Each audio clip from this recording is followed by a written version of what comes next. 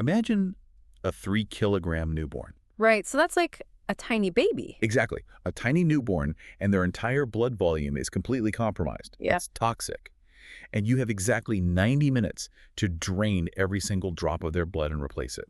Milliliter.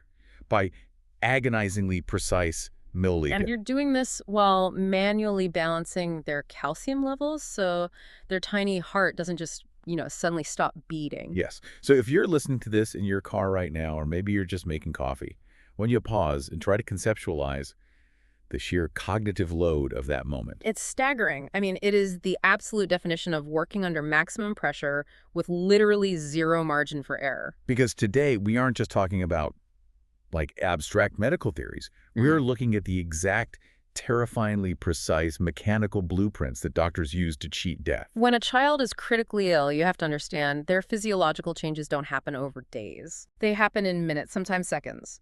So the protocols we are looking at today, they have to be exact.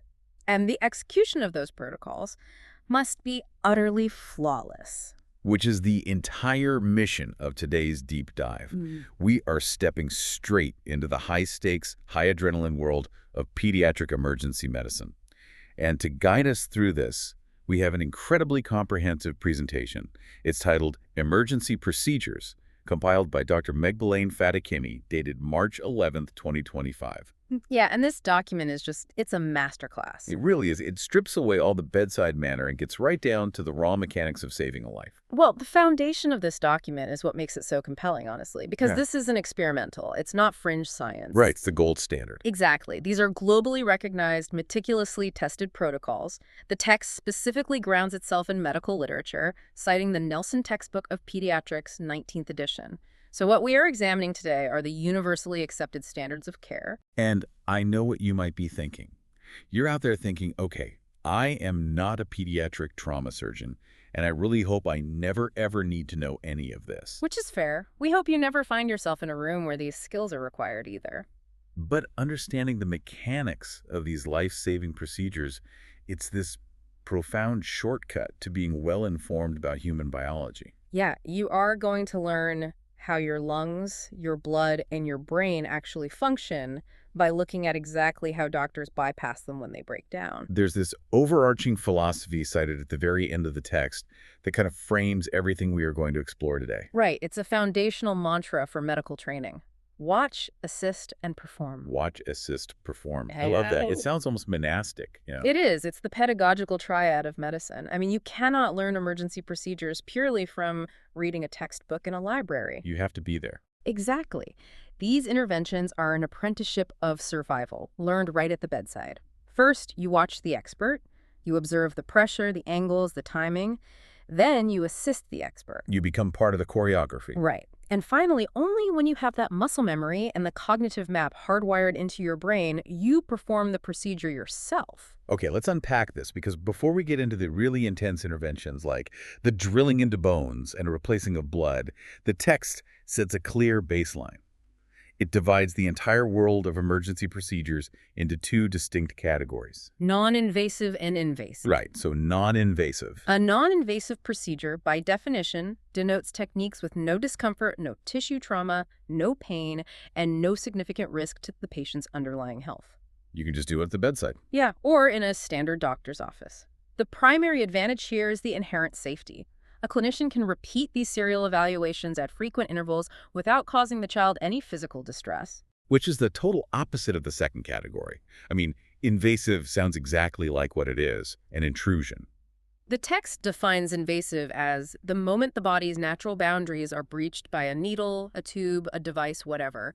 You are fundamentally causing some level of tissue damage to achieve a greater good. Because you are breaking the body's natural defensive barriers, the skin, the mucous membranes. Exactly. And because of that, every invasive procedure carries the inherent risk of temporary or permanent pathologic complications.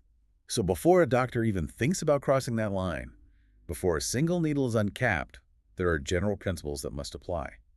The text lays out this strict, uncompromising checklist.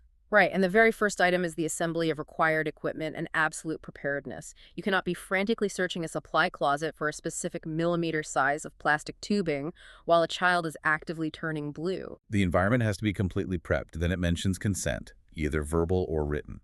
depending on the immediacy of the emergency, yeah. And, crucially, establishing clear indications and ruling out contraindications. A physician has to know exactly why they are doing it, and specifically why they absolutely shouldn't, Yes. The checklist also mandates proper lighting and asepsis. meaning a sterile environment. Right, which makes intuitive sense. You need to clearly see the tiny vein you are targeting, and you cannot introduce external bacteria into a compromised patient. But then it gets into pre-procedure care, discussing the risk with the parents, reassuring the terrified child, considering local anesthetics. And then there's this one detail that genuinely gave me pause. Restraint. Ah, yeah. The text states explicitly that restraint is needed for almost every pediatric procedure. It notes that the specific methods depend entirely on the age, size, and cooperation level of the child. It just sounds incredibly harsh, to hear the word restraint applied to a sick child. It does, but when you really play out the scenario in your head, if you are about to perform an incredibly precise, millimeter-accurate intervention with a sharp, sterile needle near a major artery, You can't have them flinch. the absolute last thing you can afford is a sudden, unpredictable flinch. It is fundamentally an act of care. Right, because the child doesn't understand the complex risk-benefit ratio of what is happening. They only understand fear. Fear and the anticipation of pain. Restraining them ensures they cannot accidentally cause themselves a catastrophic, potentially lethal injury during a life-saving intervention. It's about securing the physical environment. So, assuming the room is prepped, the lights are bright, the environment is secure, we start on the front line. Before doctors ever puncture the skin, they rely on non-invasive tools. Tools that give them instantaneous feedback about the patient's most vital functions, oxygen and breathing. And the very first tool the text mentions is pulse oximetry. Pulse oximetry is just a modern medical marvel. The text rightly calls it an essential component of routine care. It monitors two things simultaneously: blood oxygen saturation and heart rate, And it instantly alerts the physician to hypoxemia. which is the medical term for abnormally low, dangerous oxygen levels in the circulating blood. Here's where it gets really interesting to me. The physics of how this little glowing clip you stick on your finger actually works. I mean, it's not drawing blood to test it. It's somehow seeing through your skin. It's a brilliant application of physics meeting biology.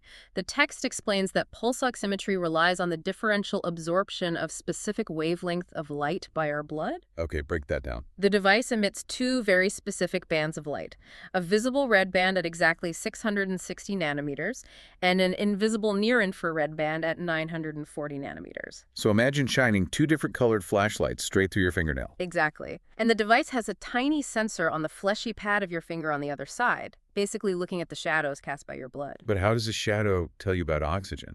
The key is how the hemoglobin molecule behaves. Hemoglobin is the complex protein in your red blood cells responsible for carrying oxygen.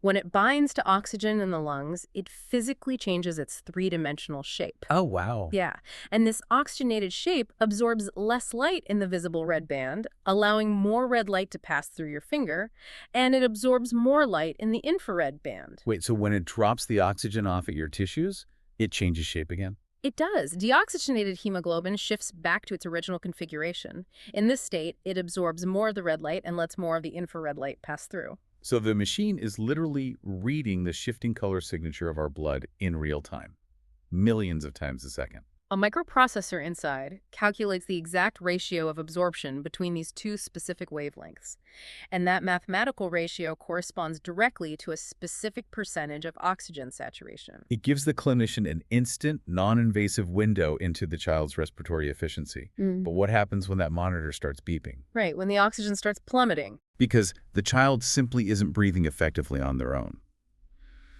That brings us to the second vital non-invasive tool discussed in the text, the AMBU bag. AMBU stands for Ambulatory Manual Breathing Unit, though the text notes some clinicians use the term Artificial Mechanical Breathing Unit. It is primarily used for immediate cardiopulmonary resuscitation, particularly in newborns, right? Yes. I picture it as a set of external manual lungs. You have a face mask that seals over the nose and mouth, attached to a flexible, squeezable bag. And the text points out a very specific design detail. The face mask must be transparent. I'm assuming that's not just an aesthetic choice. Not at all. The clinician needs constant, unimpeded visual confirmation. When you are forcing air into a patient's airway, you need to control the delivery of gas meticulously. You have to see what's happening. Being able to see directly through the mask allows the doctor to check for the rhythmic condensation of vapor, which indicates successful exhalation. They can ensure there's no sudden vomit blocking the airway, and they can visually monitor the color of the patient's lips for signs of returning oxygenation. The ultimate goal here is straightforward. Oxygenate and ventilate the patient manually until a definitive airway can be established. But this is where the text throws up a massive stop sign. The contraindications. Yes. It lists strict contraindications for using the AMBU bag. You cannot use it if the child has a cleft palate because you simply cannot get an airtight seal. That makes sense. Right. But there's another one that really caught my eye. Congenital diaphragmatic hernia. I need to understand this. Why is a hernia in the diaphragm an absolute deal breaker for just placing a mask on a baby's face? We have to dive into a crucial point of mechanical embryology to understand this.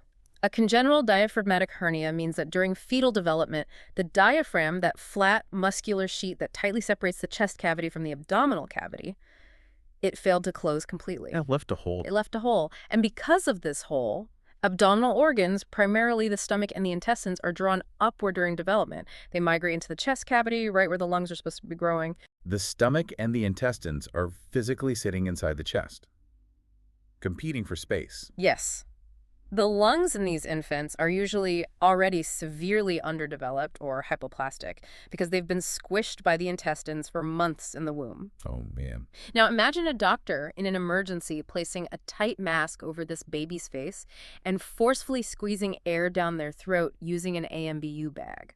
The air follows the path of least resistance. And it doesn't just go neatly down the trachea. Exactly. A significant portion of it inevitably gets forced down the esophagus and directly into the stomach. And if the stomach and the intestines are up inside the chest cavity. You are manually inflating those organs like giant balloons directly next to the already tiny, fragile lungs. The expanding stomach will literally crush whatever functioning lung tissue the baby has left, while simultaneously shifting the heart and compressing the major blood vessels. So the text specifically warns that in this terrifying scenario, direct intubation is absolutely necessary. You must bypass the esophagus entirely. Putting a tube straight into the windpipe is the only way to avoid inflating the digestive tract. The mechanics of that are terrifying, but it makes perfect logical sense once you understand the anatomy. Right. So, assuming the child's anatomy is normal, there are no contraindications, and you are using the AMBU bag to breathe for them, how do you actually know it's working? You can't just squeeze and hope. The document provides a meticulous set of clinical signs of effectiveness. You don't rely on just one indicator. What are you looking for? You look for the physical presence of chest movement rising and falling with each squeeze. You need to see the rapid reinflation of the bag itself once your grip is released, showing the system is repressurizing. Okay. You should physically feel back pressure against the palm of your hand that is forming the tight seal over the face. You look for an immediate improvement in the overall skin color of the patient. And there is a highly specific auditory cue the text mentions. I remember this, a squeaking sound. The presence of a squeaking sound with each firm squeeze of the bag. What exactly is making a squeaking sound? Is that the air forcing its way past the vocal cords? No, the squeak comes from the device itself. It's the sound of the mechanical pressure release valve on the AMBU bag functioning correctly. Ah, a built-in safety feature. Exactly. These bags have built-in pop-off valves set to specific pressure limits to prevent you from accidentally blowing out a baby's fragile lungs with too much force. Hearing that tiny squeak indicates that adequate, safe pressure is being generated and delivered. But even with something as seemingly straightforward as squeezing a bag of air, things can go wrong. The text lists severe complications. Infection from contaminated equipment, for one. Air leak syndromes, where too much pressure causes air to escape the delicate lung tissue and become trapped inside the chest wall. And of course, that gastric distension we just talked about, where air fills the stomach and causes vomiting. To prevent that gastric distension, the text reminds the physician to ensure the airway is kept perfectly open patent by properly positioning the child's head. But, and this is a critical caveat, they must do so only after definitively ruling out any neck trauma first. Right, because you cannot simply tilt a child's head back to open their airway, if there is any suspicion of a cervical spine fracture. You could sever the spinal cord? If you're out running right now, just think about the layers of decision-making happening in a matter of seconds here. Check the oxygen, grab the mask, check for hernia, check for a broken neck, position the head, squeeze, listen for a squeak, watch the chest, avoid filling the stomach. And this is still just the non-invasive section. Exactly. Because what happens when shining a light through the skin isn't enough? What happens when a child's blood pressure is crashing and you can't just observe from the outside anymore? You have to make the difficult, high-stakes decision to cross the skin barrier. This brings us to Section 2, breaking the skin. The art of cannulation and tubing. Doctors need to deliver life-saving drugs, push massive volumes of fluids, or collect diagnostic samples, and this requires absolute precision. We begin with venipuncture. The text defines this as the insertion of a sterile needle directly into a vein. It is the workhorse of emergency medicine. Locating a viable vein on a tiny, screaming, critically ill infant has to be incredibly difficult. The text outlines a specific geographic map of where doctors hunt for access. Right, the prominent veins on the dorsum, or back of the hand, the antecubital fossa, which is the soft inner crease of the elbow, the ankle veins, the deep femoral veins in the groin. And then it mentions searching the scalp veins and the external jugular vein in the neck. This is a crucial physiological reality. When a child is severely dehydrated, bleeding, or in a state of clinical shock, their body goes into survival mode. What does that mean for the veins? It will aggressively clamp down and constrict all the peripheral veins, like the ones in the hands, arms, or feet. It does this to shunt whatever remaining blood volume they have directly to the core vital organs, the brain, heart, and kidneys. So those easy-to-reach arm veins completely flatten and collapse. Completely. The physician is forced to find veins that are closer to the central circulation, or anatomically less prone to collapsing, which is why shaving a patch of hair to access a tiny scalp vein, or tilting the head to target the external jugular in the neck, becomes necessary. The actual technique described in the text for entering the vein is incredibly geometric. It emphasizes a sterile procedure. Clean the site with chlorhexidine or methylated spirit, ensure the child is firmly restrained, apply a tight tourniquet above the site to trap the blood, and then the approach angle. Yes, the text specifies you must introduce the hypodermic needle angled up to exactly 15 to 30 degrees to the skin. That entry angle is the difference between success and a blown vein, right? Absolutely. If you approach too steeply, say at a 45-degree angle, you will puncture right through the front wall of the vein and instantly blast through the back wall, causing a massive bruise called a hematoma. And if you go too shallow? If you approach too shallowly, at 5 degrees, the needle might just slide helplessly along the tough outer connective tissue of the vessel, pushing it out of the way without ever breaking inside. And the text says as soon as you enter, you must immediately slant it horizontally, running parallel into the vein. You watch the clear hub of the needle. The millisecond, you see the flash. A tiny drop of dark venous blood appearing in the hub.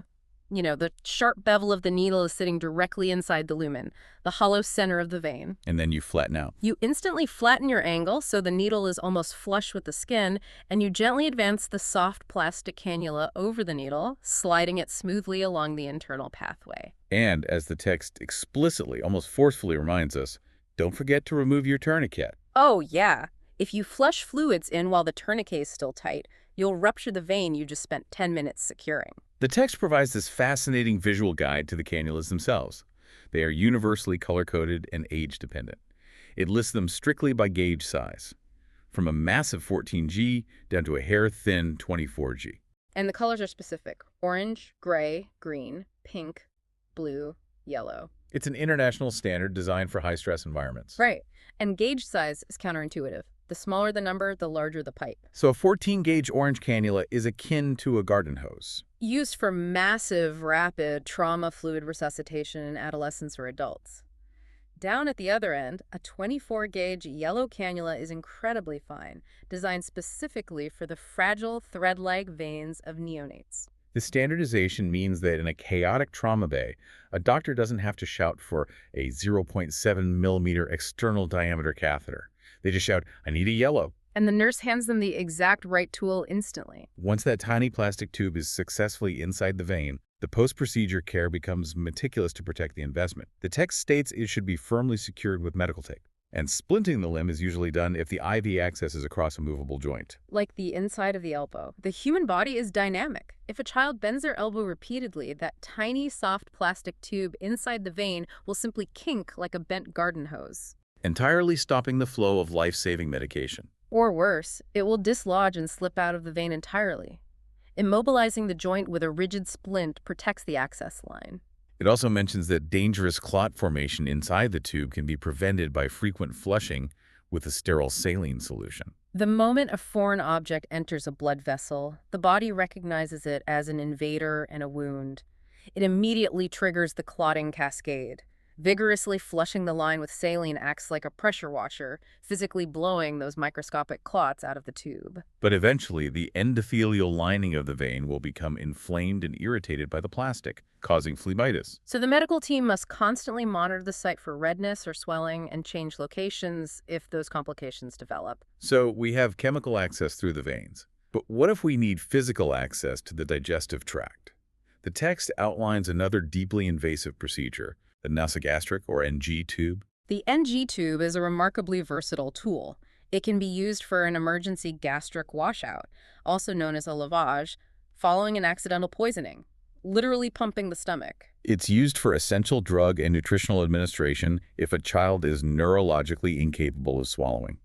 And it can save a life by relieving a severe intestinal obstruction, essentially vacuuming trapped air and backed up fluids out to decompress a bloated stomach. The physical geography of placing this long plastic tube is fascinating. You have a doctor standing over a child about to thread a tube blindly through the nostril, down the back of the throat, and hoping it lands perfectly in the stomach. How do they possibly know how much tube to push in before stopping? The text gives a literal external somatic map. You have to measure the internal pathway from the outside before you begin. How does that work? The clinician takes the tube and physically measures it against the child's body, starting from the nares, or the nostrils, tracing it over the cheek to the earlobe, and then pulling it down the chest to the xiphisternum. The xiphisternum is the small, cartilaginous tip at the very bottom of the sternum, or breastbone. Right? Exactly. You mark that exact length on the tube with a piece of tape. That external measurement almost perfectly corresponds to the internal anatomical distance from the nasal opening down to the gastric reservoir. You heavily lubricate the tip of the tube, insert it straight back through the nose, and the text specifically notes that the patient should be actively asked to swallow water while the tube is being inserted, if they are conscious. Because swallowing is a complex mechanical reflex. When you swallow, a small flap of cartilage called the epiglottis naturally folds downward to cover the opening of the glottis and the windpipe, Protecting the lungs from food. By having the child swallow, the epiglottis physically blocks the airway, essentially forcing the advancing plastic tube to slide safely past the windpipe and down the back pathway into the esophagus. But even with that anatomical trick, you are still flying blind. You push the tube to your tape mark, but you absolutely must verify the placement. If the tube accidentally slipped past the epiglottis and is sitting deep in the fragile lungs instead of the tough stomach, and you start pouring liquid charcoal or strong medication down it, you will drown the child. So how do you definitively confirm it?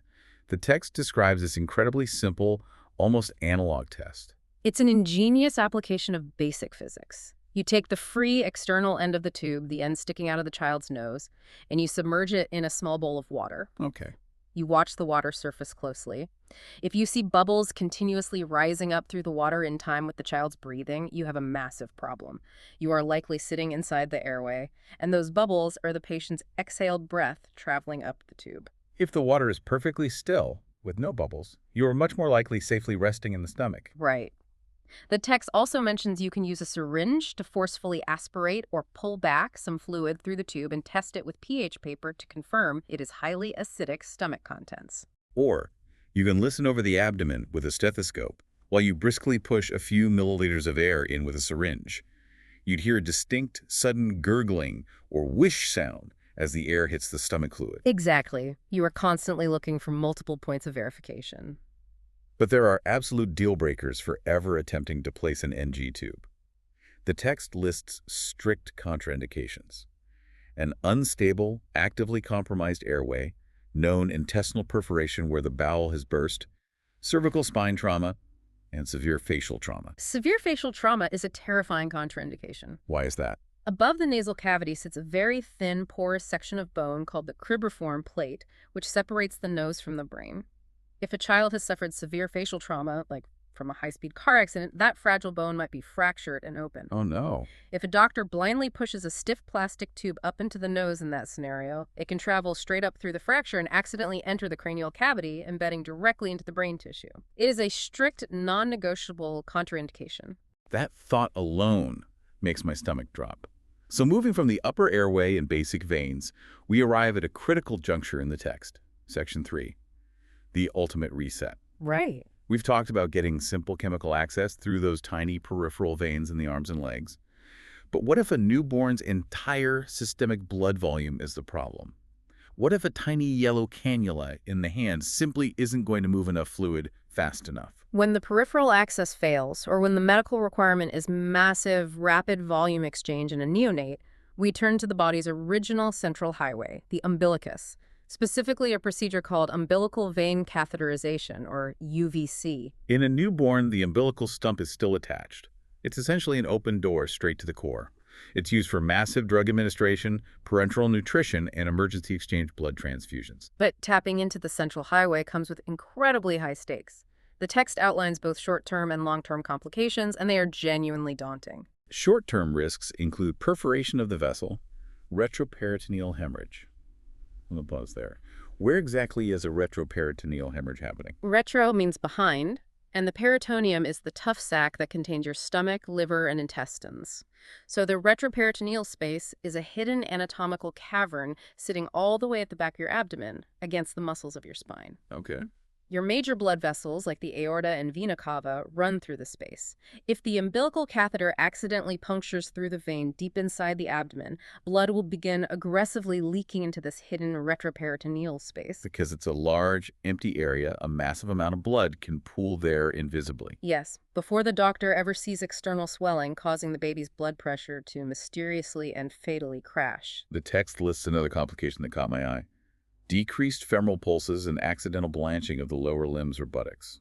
Blanching means the skin turns stark white, right? Yes, blanching indicates severe ischemia. The tissue is literally being starved of oxygenated blood.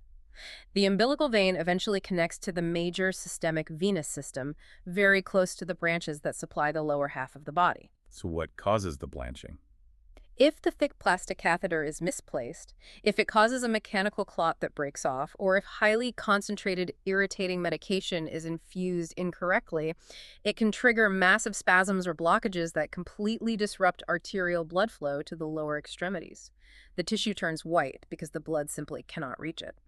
It also mentions the terrifying possibility of cardiac arrhythmias if the endocardium is stimulated by the advancement of the catheter straight into the heart. The umbilical vein travels up and joins the inferior vena cava, which dumps directly into the right atrium of the heart.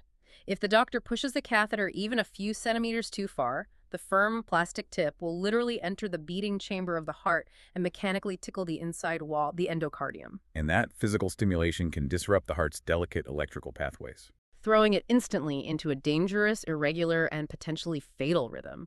It requires immense, millimeter precision to place the tip exactly where it needs to be, usually hovering safely just above the diaphragm, outside the heart. And then there's a shocking long-term complication mentioned at the very end of the UVC complication list: liver cirrhosis. We normally associate cirrhosis with decades of alcohol abuse.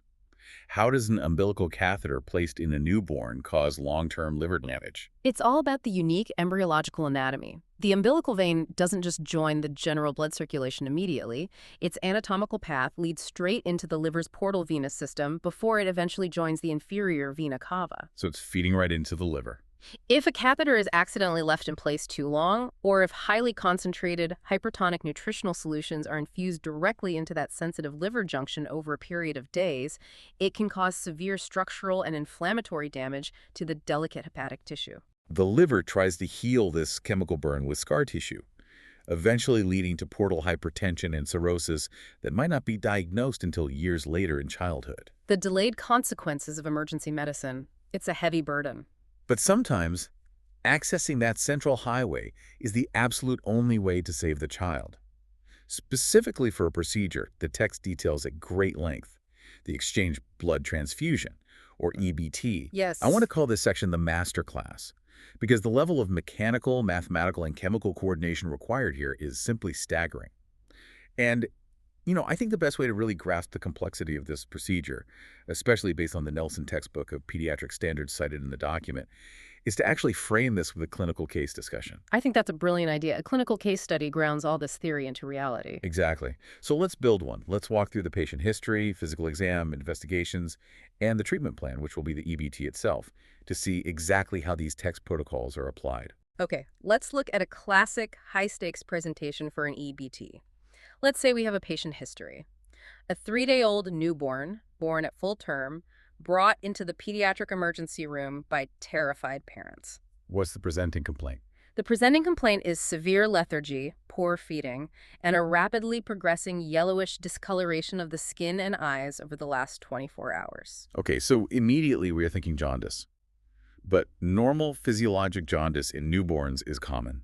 This sounds aggressive. Right. The clinical course here is rapid. During the physical examination, the physician notes profound scleral icterous yellowing of the eyes, and the jaundice extends all the way down the baby's trunk to the soles of their feet, which is a clinical sign of extremely high pigment levels. What else on the physical exam? The baby is hypotonic, meaning they are floppy with a weak, high-pitched cry. High-pitched cry is a neurological red flag, isn't it? Exactly. It's a sign that the yellow bilirubin pigment isn't just in the skin, it's threatening to cross the blood-brain barrier. So the physician immediately moves to investigations. Laboratory work is rushed. What are the labs looking for? They draw blood to check the total serum bilirubin, and it comes back critically high, let's say 25 milligrams per deciliter. They also run a blood typing and a Coombs test. To find the cause. Yes. And the results show a classic cause for this emergency, Rh incompatibility. The mother is Rh negative and the baby is Rh positive. The mother's immune system produced antibodies during pregnancy that crossed the placenta and are now actively destroying the baby's red blood cells at a massive rate. Releasing all that bilirubin pigment. Yes. And the complications of ignoring this. The bilirubin crosses into the brain, causing kernicterus, which is permanent, devastating neurological damage or death. So differentials are ruled out. The risk factors, the family history of Rh incompatibility are confirmed. This isn't something we can just put under a blue light and hope for the best. No. Phototherapy won't be fast enough to stop the brain damage. We need a comprehensive treatment plan. And the treatment plan here is an immediate double-volume exchange blood transfusion. We have to take all the bad blood out and put entirely new blood in. Yes. It is a race against the clock to wash that pigment and those destructive maternal antibodies out of the baby's circulation. The text also notes EBT isn't solely for newborns, right? It lists other indications. Right. It's used for severe, life-threatening anemia, severe drug intoxication where the poison is bound to the blood itself, and disseminated intravascular coagulation, or DIC. Let's briefly touch on DIC because the name itself sounds chaotic. It is the definition of biological chaos. DIC is a paradox where the body's normal response to severe trauma or infection goes completely haywire. Your body inappropriately triggers its clotting cascade everywhere at once. So you're plotting too much. You form millions of microscopic blood clots that block tiny vessels all over your body, choking off oxygen to your kidneys and lungs. But because you aggressively used up every single clotting factor and platelet, your body had to make those useless microclots. You have absolutely nothing left in the tank to stop a normal bleed. Exactly. You begin spontaneously bleeding out from your IV sites, your gums, your internal organs, all while simultaneously clotting to death internally. The only way to stop the cycle is to remove the defective, depleted blood and replace it entirely with fresh plasma and red cells via an EBT. The text also mentions EBT is used for older pediatric patients suffering from sickle cell anemia who are actively experiencing a cerebrovascular accident, a stroke, or priapism. In all of these diverse cases, the fundamental problem is the same. The patient's blood itself is the weapon. It's toxic, it's depleted, or the red cells are sickled and blocking the brain. You can't fix it with a pill. So back to our clinical case study. Our 3-day-old baby with Rh incompatibility. Yeah. We have the treatment plan, an EBT.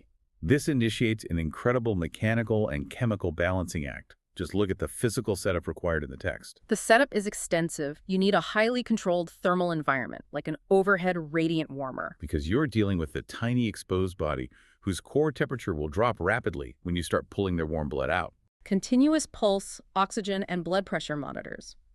A sterile surgical cut-down tray specifically for securing the umbilical vessel catheter we just discussed. A specialized blood warmer, and the text is explicitly demanding here. Yeah. You must use entirely fresh whole blood, less than 6 hours old. Why that strict time limit for the donor blood? As stored donor blood sits in a refrigerator bag, the red blood cells slowly begin to degrade and break down over days.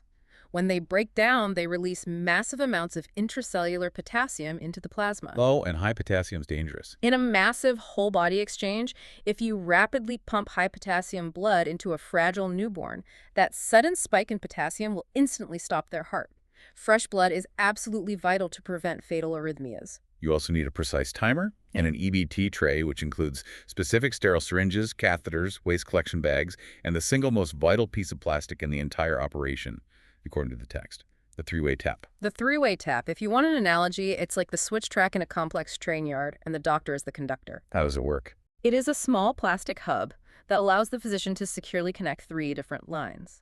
The line going into the baby's umbilical catheter, the line coming from the fresh bag of donor blood, and the line leading to the empty waste bag, all connected to a single central syringe. So by manually turning the little valve on the tap, the doctor dictates exactly where the fluid flows. Exactly. The doctor turns the tap to open the baby line, pulls back on the syringe to draw old, toxic blood out of the baby. They turn the tap to close the baby line and open the waste line, then push the syringe to dump that old blood into the trash. Pull toxic, push waste. Then they turn the tap again to open the donor line, pull back to fill the syringe with fresh blood. They turn it one final time to reconnect to the baby and gently push the fresh blood into their circulation. Pull toxic, push waste, pull fresh, push fresh, over and over and over. Which brings us to the mathematical nightmare of this treatment plan.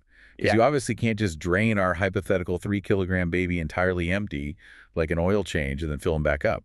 No, they would go into immediate cardiac arrest. You have to do it incrementally, in tiny, perfectly measured portions, while constantly doing math in your head. The text gives us the exact mathematical formula required for what's called a double volume exchange, based on those Nelson textbook standards.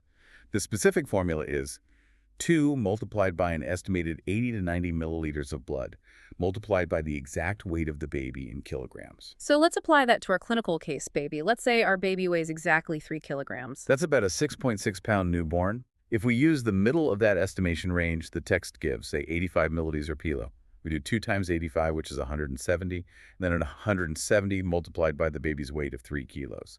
That gives us 510 milliliters. 510 milliliters. That is the massive total volume of fresh donor blood you need to meticulously cycle through this tiny infant to statistically ensure you have achieved a near total replacement. That washes out about 85% of their original toxic red blood cells and bilirubin. Right. But you can't push 510 milliliters in at once. The text stresses a critical, non-negotiable safety limit for the treatment plan. Each single aliquot, which is the medical term for each individual push and pull on that syringe, absolutely cannot exceed 10% of the baby's total resting blood volume. Usually rounded up to the nearest multiple of 5 for ease of calculation on the syringe marks. Let's do the math on that limit for a patient. A normal newborn's total blood volume is roughly 80 to 90 milliliters per kilogram. So for our 3-kilo baby, their entire resting blood volume is only about 250 milliliters. 10% of 250 is exactly 25 milliliters. So the doctor is standing there, holding this 3-way tap, staring at the clock. They pull out exactly 25 milliliters of toxic blood, turn the tap, throw it away, turn the tap, pull 25 milliliters of fresh blood, turn the tap, push it into the baby. And they have to repeat this exact flawless cycle until they hit that massive total target of 510 milliliters. That's over 20 separate meticulous cycles of push and pull. And the text explicitly states the total duration of the procedure must last exactly between 45 and 90 minutes. You cannot get impatient and rush it. What happens if you go too fast? If you pull and push too fast, you will cause massive, violent cardiovascular shifts in blood pressure, potentially causing the fragile blood vessels in the baby's brain to rupture. And if you go too slow? The stagnant blood sitting in the tubing will begin to clot, ruining the entire setup. As if managing the mechanical math and the clock wasn't exhausting enough, we have the invisible chemical balancing act happening simultaneously. This is where the clinical biochemistry truly shines in this text. Yes. It highlights 2 crucial, life-saving pharmaceutical interventions that the doctor must perform during and after this physical exchange. The first involves calcium. The clinical instructions in the text are highly specific and rigid. The physician must administer exactly 100 milligram, which is exactly 1 milliliter of 10% calcium gluconate, directly into the vein after every 100 milliliters of donor blood has been exchanged. Every single 100 milliliter. Yes.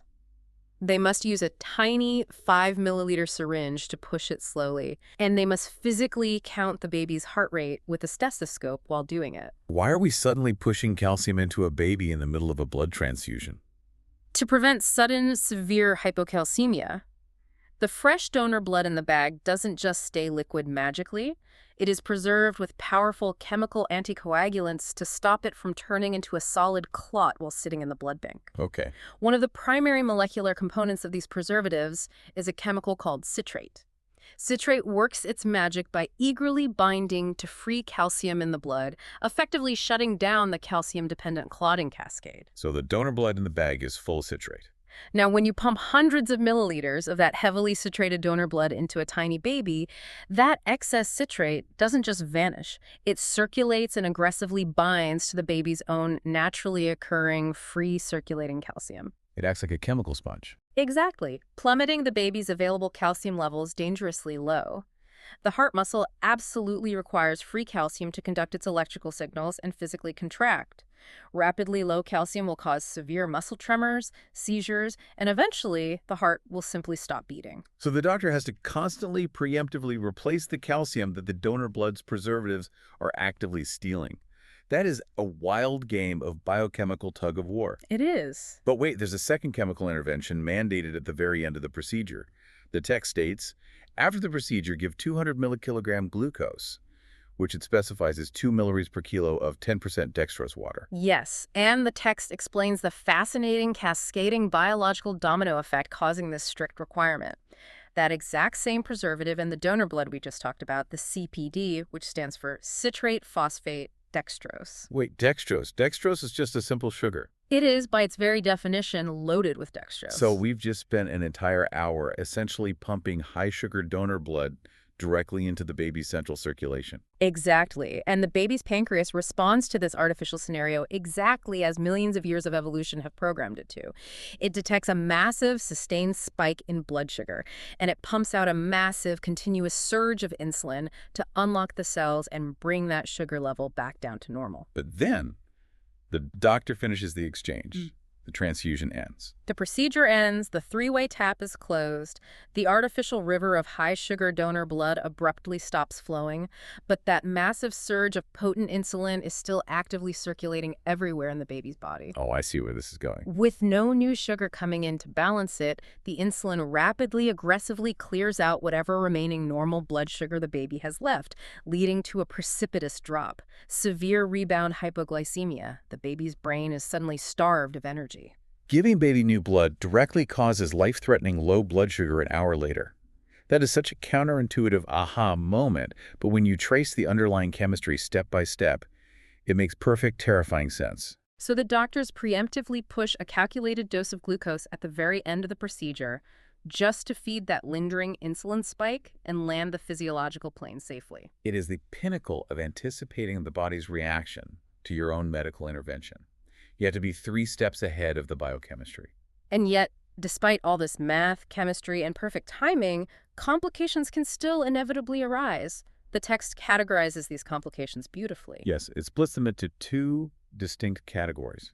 Complications caused by the blood itself versus complications caused by the procedure of moving it. The blood-based complications are largely immunological or metabolic nightmares. You have catastrophic hemolytic transfusion reactions if the red blood cells are accidentally incompatible and the immune system attacks them. You have immune thrombocytopenia, where the body destroys the new platelets. Acute febrile reactions to foreign white blood cells causing high fevers. Severe allergic reactions to unknown plasma proteins, and of course, the massive metabolic disturbance of hypocalcemia we just covered. Whereas the procedural complications are physical and environmental. Hypothermia, from having a tiny naked baby exposed on a table while cycling room temperature fluids through their core. And the ever-present threat of sepsis from accidentally introducing a microscopic bacterial infection directly into the central venous system via the catheter. Which perfectly highlights why every single general principle we discussed at the very beginning of the deep dive, meticulous asepsis, temperature control, absolute preparedness, is so vital. A single break in sterile technique during hour 1 can kill the patient from sepsis on day 3. Exactly. It all connects back to the fundamentals. We'll take a deep breath and move down the text to section 4, the marrow and the meninges. We've talked extensively about peripheral veins, and we've talked about the central umbilical highway. But what if those options are simply gone? Right. What if the child is in such profound shock that every vein in their body is collapsed and flat, and the umbilicus is dried up and closed because the child is a toddler, not a newborn? Where do you possibly go to deliver life-saving drugs? When the soft tissues fail, you go straight to the hardest tissue in the body. You go to the bone. The text outlines a brutal but brilliant procedure called intraosseous, or IO, infusion. The actual physical concept of this is just visceral. I cringe just thinking about it. It sounds barbaric, but it is an absolute, undeniable lifesaver in a crashing patient. The text states its utility plainly. Any and all medications, blood products, and fluids. It serves as a method of rapid, massive fluid and drug administration when intravenous access simply cannot be obtained quickly enough to save the brain. Because the inside of a bone, the spongy marrow cavity, it's essentially just a massive non-collapsible vein hidden behind a wall of calcium. That is the perfect anatomical way to visualize it. The soft bone marrow contains an incredibly rich, dense network of venous sinusoids that drain rapidly and directly into the body's central circulation. Even in a state of profound hemorrhagic shock. Yes. When a child has lost half their blood volume and every peripheral vein in their arms and legs has clamped completely shut, the rigid, calcified, bony matrix of the skeleton physically props those internal marrow sinusoids open. They cannot collapse. So the clinician takes a specialized heavy-duty hollow needle and literally drills it directly through the hard outer cortex of the bone, usually the flat part of the tibia, just below the knee, and pops it into the soft marrow space. And whatever fluid or drug you push into that space travels almost instantly to the heart. But aggressively pushing a thick needle or a literal medical drill into a bone, the text lists the complications, and they are intense. Severe pain, obviously, if the child is conscious. Infection, which, when located deep inside the bone, is called osteomyelitis, and it is notoriously difficult to treat and incredibly serious. Cellulitis at the injection site, and this one sounds horrifying. Necrosis and sloughing of the skin. How does drilling into a bone cause the skin above it to die and fall off? That occurs due to a complication called extravasation, which happens if the needle is misplaced. The text lists another specific complication: incomplete or over-penetration of the bony cortex. So they didn't drill far enough, or they drilled completely through the other side? Right. If the doctor doesn't push hard enough and the tip of the needle hasn't fully entered the soft marrow, or if they push too hard and the needle drills all the way through the back wall of the bone, the fluids and highly caustic emergency medications aren't going into the protective bloodstream. Where are they going? They are being pumped under high pressure directly into the tight surrounding muscle compartments and skin tissue. That massive pressure buildup, combined with the chemical burns from the raw drugs, physically crushes the blood vessels supplying the skin, Causing the tissue to literally suffocate, necrose, and die. Exactly. I also wondered, if you are physically shoving a hollow needle through dense, hard bone cortex, doesn't the hole in the needle just instantly get clogged with a plug of bone shards? It does, and the text actually confirms your fear. It lists blockage of the needle by bone marrow or bone spicules as a highly specific, frustrating complication. So how do they get around that? Which is why IO needles are specifically engineered with a stylet, a solid, sharp metal core that sits perfectly inside the hollow needle during the actual drilling phase to prevent bone from plugging the opening. Oh, that makes sense. Once the doctor feels the sudden pop and loss of resistance indicating they are inside the soft marrow, they unscrew and remove the solid core, leaving the hollow tube open for fluids. But even with the stylet, thick bone marrow or fat can still clog the line. And there are strict logical contraindications. You absolutely cannot perform an IO infusion if there's a known or suspected proximal fracture in that specific limb. Think about the plumbing. If the tibia is broken in half above your insertion site, whatever fluid you rapidly push into the marrow cavity will simply leak straight out of the jagged fracture site and pull uselessly into the child's leg muscles. Rather than traveling up the intact venous system to the heart. Right. The text also explicitly mentions osteogenesis imperfecta as an absolute contraindication. That's the medical term for brittle bone disease, right? Yes. Osteogenesis imperfecta is a genetic disorder that severely affects the body's ability to produce strong collagen, the protein scaffolding of bone. Their bones are incredibly fragile, almost like glass. The sheer mechanical pressure of a doctor forcefully inserting the IO needle. Or even the subsequent hydraulic pressure of fluid rapidly expanding inside the tight marrow cavity could easily shatter the bone into multiple pieces. It's a critical contraindication a doctor must rule out. So we've explored how doctors gain incredible access routes to the body's cardiovascular systems. But what if the primary issue isn't in the blood, the veins, or the bone? Right. What if the crisis is unfolding deep inside the brain and we need to look inside the central nervous system to find an infection? But we obviously cannot open the skull in an emergency room. That brings us to the second highly delicate procedure in this section, the lumbar puncture, or spinal tap. The text defines it simply as the act of sticking in a needle in the lumbar region of the subarachnoid space. And the primary diagnostic goal is to draw cerebrospinal fluid, or CSF, for emergency testing. To make this concrete, let's look at another quick clinical case presentation here. Okay, let's say we have an 8-month-old infant in the ER. Patient history. History of a high fever for 2 days, extreme irritability, and vomiting.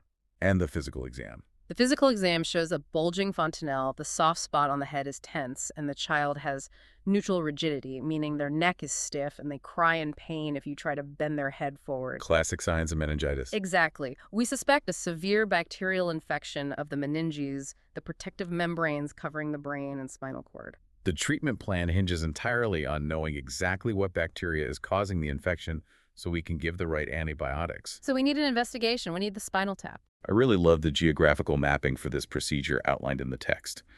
Just like measuring the NG tube on the face with the earlobe and the sternum, the text explains the exact landmarking technique on the patient's back. The doctor draws an imaginary line joining the highest points of the iliac crests, which are the hard tops of the hip bones you can feel on your sides. And that imaginary line drawn straight across the back points exactly, reliably to the third lumbar vertebra. It is a universally reliable anatomical landmark, crucial because you cannot see the spine under the skin. Once you find L3, the needle is carefully inserted into the space right between L3 and L4, or L4 and L5. And there's a biological reason you go that low in the back. Right. A profound one. The solid, highly vulnerable spinal cord itself usually ends higher up, around L1 or L2 in children. Below that point, in the protective subarachnoid space, it's just a large pool of clear CSF and a loose bundle of individual nerve roots called the coda equina, which naturally float freely out of the way of the slow-moving needle. And the procedure text outlines exactly what you need to collect once you are in that fluid space for our meningitis investigation. You don't just fill one random tube and send it blindly to the lab. No, you need highly specific vials designed to test for different things simultaneously. The text lists a fluoride oxalate bottle, specifically for checking random blood sugar, another fluoride oxalate bottle for CSF biochemistry, specifically looking at protein and glucose levels, and a completely sterile bottle for CSF MCS, which stands for microscopy, culture, and sensitivity. In an emergency LP for our case study, baby, you are hunting for that devastating bacterial infection. You need the lab to look at the fluid under a microscope immediately to see if physical bacteria are present. You need them to grow it in a culture for days to identify the specific strain and test what antibiotics it is sensitive to. But the biochemistry, the glucose and protein, gives you the fastest clues. Why does checking the sugar and protein levels in spinal fluid tell you if there's an infection? Because it's a closed ecosystem. If aggressive bacteria have invaded the spinal fluid, they need energy to multiply. They rapidly consume the natural glucose floating in the CSF for food. Oh, wow. And as a byproduct of their metabolism and cellular breakdown, they excrete massive amounts of protein. So if the lab results come back in 20 minutes showing abnormally low glucose and highly elevated protein in the CSF, the physician has a massive, immediate red flag that a bacterial army is actively feeding and growing inside the child's nervous system. That makes so much sense. But just like every other invasive procedure, there are absolute deal breakers. The text emphasizes this next point deeply.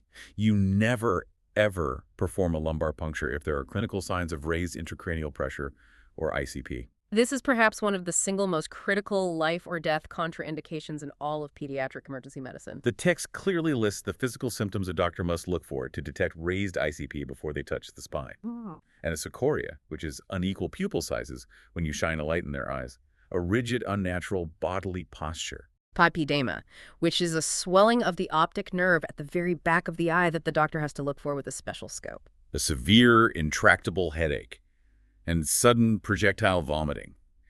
If you see those red flags, you stop immediately. Yeah. But why?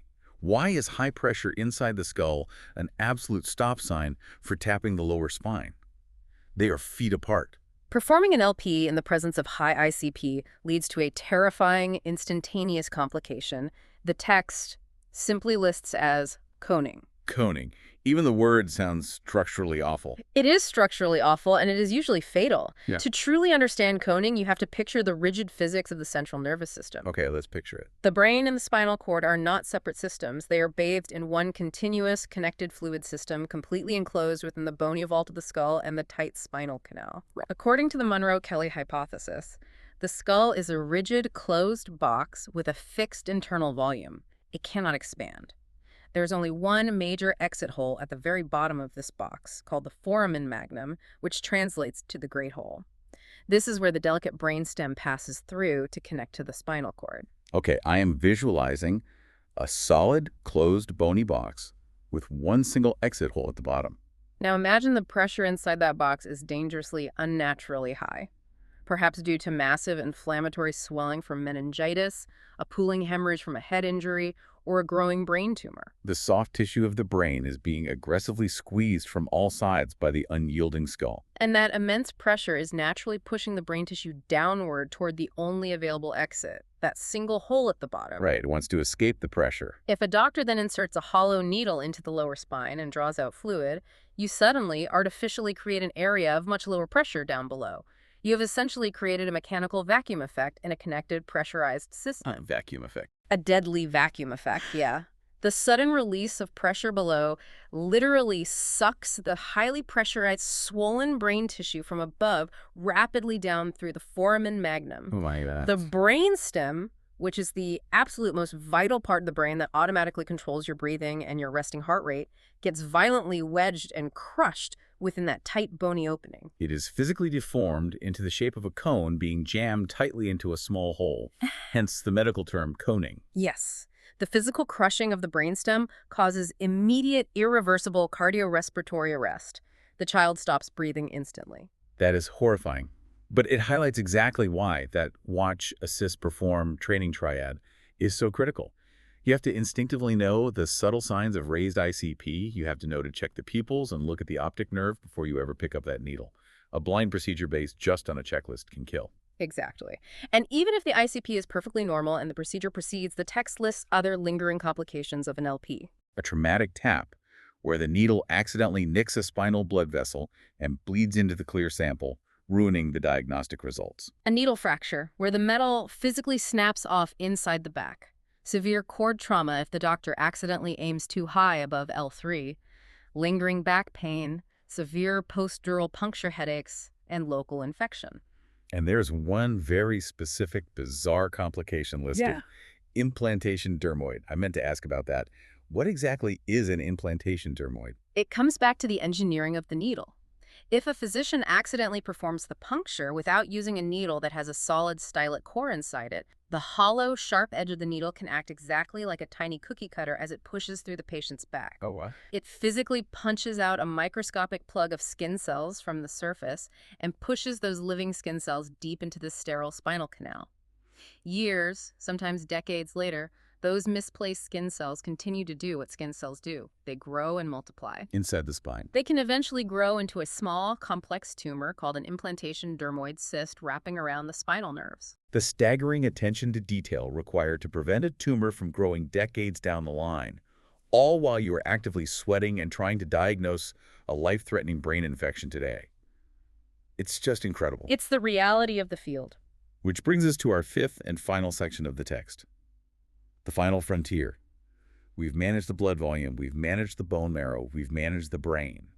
But none of that matters if oxygen cannot physically reach the lungs in the first place. Right. When the non-invasive AMBU bag fails or the airway is completely obstructed, doctors must secure the airway invasively. The document discusses three major definitive procedures here: tracheostomy, laryngoscopy, and endotracheal intubation. Let's start with the most dramatic, the tracheostomy. The text says this is done for severe upper airway obstruction when a standard endotracheal tube simply cannot be passed through the mouth. Imagine a child who has suffered severe chemical burns to their throat, or massive facial trauma from an accident, or is experiencing anaphylactic shock where the tissues of the throat swell so massively they completely fuse shut. You simply cannot physically force a plastic tube through the crushed or swollen mouth. You have to bypass the upper airway entirely and cut a new breathing hole straight into the neck. The text provides the exact anatomical entry point for this surgical airway, exactly between the second and third tracheal rings, just below the cricoid and thyroid cartilages. The sheer anatomical precision required to locate, isolate, and slice into that specific ring of cartilage in a choking, thrashing child's neck while blood is obscuring your vision is incredible. Next, the text details laryngoscopy. This is the act of passing a rigid, lighted metal scope deep into the back of the throat to physically lift the tongue and directly view the airway inlet. This isn't just used for placing a breathing tube. The text lists highly specific therapeutic indications: meconium aspiration syndrome and foreign body removal. Let's explain meconium aspiration because it's a specific newborn nightmare. Meconium is the dark, thick, incredibly sticky first feces of a newborn, usually passed after birth. But if a baby experiences severe distress while still in the womb, they can accidentally pass this sticky tar into the amniotic fluid and then gasp and inhale it deep into their own lungs. Because it's thick and sticky, it acts like glue inside the delicate air sacs. A doctor must immediately use a laryngoscope to visualize the airway the second the baby is born and snake a suction tube down past the vocal cords to physically vacuum that tar out before the baby takes their first real breath and pushes it deeper. But the absolute most common definitive airway procedure, the bread and butter of the ER, is endotracheal, or ET, intubation. Yes. The act of placing a flexible plastic tube directly through the mouth, guiding it precisely past the delicate vocal cords, and securing it deep into the trachea or windpipe. The text breaks down the physical anatomy of the ET tube itself into three crucial parts: the main tube, which obviously connects to the external oxygen ventilator; the cuff, which is a small deflated balloon wrapping around the bottom end of the tube; and the pilot, which is the tiny external balloon hanging outside the mouth, used for inflating that internal cuff with a syringe. That inflatable cuff is the defining feature of a secure airway. Once the tube is past the vocal cords, the doctor inflates that internal balloon. It expands and creates an airtight, waterproof seal tightly against the inner walls of the trachea. This does two vital things, right? First, it ensures that all the pressurized oxygen from the ventilator goes exclusively down into the lungs and doesn't just leak back up and out the mouth. Second, and more importantly, if the child vomits, that highly acidic stomach content cannot slide past the inflated cuff and drown the lungs. It protects the lower airway completely. And here's something in the text that absolutely blew my mind. It specifically lists a series of potent emergency resuscitation drugs that can actually be administered directly down the open ET tube into the lungs. Yes. The acronym often taught in medical school is NAVAL, or LEAN, and the text lists the specific drugs: lidocaine, atropine, isoproterenol, naloxone, surfactant, and epinephrine. This is a brilliant physiological workaround. In a sudden pediatric cardiac arrest scenario, the veins often collapse instantly. If you don't have an IV established and you haven't had time to drill an IO into the bone yet, but you have successfully secured the breathing tube, you can draw up these specific life-saving medications, spray them directly down the plastic tube, and push them deep into the lungs with a blast of air. Why does spraying drugs into the lungs work so fast? Surface area. The human lungs are composed of millions of microscopic air sacs called alveoli, completely wrapped in a dense web of tiny capillaries. If you laid out the total surface area of a child's lungs, it would cover a tennis court. Wow. When you spray concentrated liquid epinephrine over that massive, highly vascular surface area, it absorbs across the ultra-thin membranes directly into the central bloodstream almost instantly, kickstarting the heart. It is a vital, immediate secondary route for resuscitation. That is medical ingenuity at its finest. using the lungs as a giant sponge for drugs. But it all hinges on one massive, terrifying point of failure. You have just slid a plastic tube down a tiny throat in a chaotic, bloody emergency. How do you definitively, absolutely know it is sitting in the lungs and hasn't accidentally slipped down the esophagus into the stomach? Because if you pump epinephrine and oxygen into the stomach, the child dies. Exactly. And relying on just seeing it go in isn't enough. The text provides a rigorous, mandatory 7-step checklist for confirming the perfect anatomical placement of the ET tube. And instead of just reading this checklist, I want us to walk through it as a narrative sequence of escalating verification, because it's the ultimate safety net. It starts with the eyes. First, you trust your direct vision. While holding the metal laryngoscope, the doctor must physically watch the tip of the plastic tube pass completely through the V-shape of the vocal cords. But in a chaotic airway filled with blood, vomit, or severe swelling, your eyes can deceive you. The tube can slip at the last second. So you need an immediate chemical backup. Step 2 and 3 involve exhaled breath. The doctor attaches a small, color-changing paper detector to the outside of the tube. If the tube is correctly in the lungs, the child's exhaled breath will contain carbon dioxide. The paper instantly changes color, usually from purple to yellow, when it chemically senses CO2. Simultaneously, the doctor looks for the physical condensation of warm water vapor fogging up the inside of the clear plastic tube with every exhalation. But what if the tube went down the right path, but was pushed entirely too deep, slipping all the way into just the right lung and ignoring the left? You move to sound. Step 4 and 5. The doctor immediately grabs a stethoscope. They listen vigorously over both the left and right lung fields, ensuring they hear equal bilateral breath sounds, proving both lungs are inflating. Crucially, they then move the stethoscope to listen directly over the stomach. They must hear absolute silence there and observe no physical gastric distension or bloating when they push air in. They would move to measurement. Step 6. The doctor looks at the centimeter markings printed on the side of the ET tube. They note exactly which number is resting at the child's lip, calculating the tip-to-lip depth to ensure it mathematically matches the expected length for a child of that specific age and height. Confirming it hasn't been shoved too deep. And finally, when the immediate life-or-death crisis is stabilized and the child is breathing, you get the ultimate, undeniable visual proof. Step 7. A portable chest X-ray is wheeled into the room. The radiograph provides absolute millimeter-accurate confirmation of exactly where the tip of the plastic tube is resting inside the chest cavity, usually aiming for just above the carina, where the windpipe splits. It is a masterclass in redundancy. You don't trust just your eyes. You don't trust just the chemistry. You verify across multiple overlapping biological and technological systems to ensure you haven't made a fatal error. And that meticulous redundancy is the only way to operate safely in an environment where the margin for error is absolute zero. And that brings us to the end of Dr. Fedekemi's extraordinary presentation.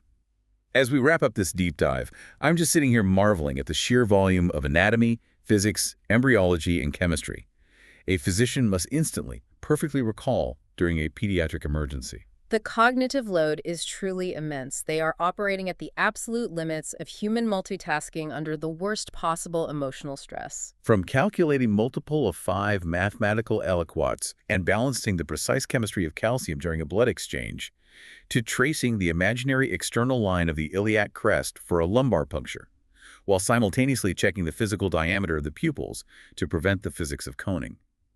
It is breathtaking. Which brings us right back to the philosophical grounding at the very end of the text. Watch, assist, perform. Yeah, the triad. This pedagogical triad patient observation, intensely supported practice, and ultimate solitary autonomy has kept the medical profession constantly evolving and, more importantly, safely grounded for centuries. You simply cannot learn the subtle, deadly signs of raised intracranial pressure from a textbook. You have to be in the room. You have to witness the pressure of the tourniquet, hear the exact mechanical squeak of the pressure valve on the AMBU bag, and physically feel the sudden, terrifying pop of the drill breaking through the bony cortex of the tibia.